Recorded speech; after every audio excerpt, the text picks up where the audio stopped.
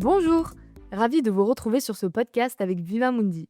La beauté d'une langue tient à sa musicalité, sa structure, mais aussi sa richesse sémantique. Enrichissons-nous donc d'une expression intraduisible. Et plutôt que de jalouser les langues étrangères, laissons s'envoler notre imagination et notre vocabulaire. Pour notre second envol, nous partons vers une nouvelle expression qui manifeste un sentiment aussi doux que amer. Monono aware, ou littéralement la mélancolie des choses. Cette expression est née au XVIIIe siècle au Japon sous la plume du penseur et enthousiaste de poésie Motori Norinaga. C'est ce pincement au cœur devant la beauté, et ça justement parce qu'elle est éphémère.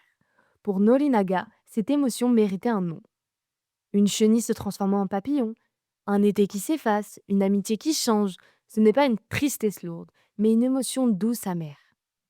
Bittersweet, comme on dirait en anglais, un frisson d'acceptation devant le passage du temps. Le sakura, cette fleur de cerisier qui ne vit que quelques jours, incarne parfaitement le monono aware.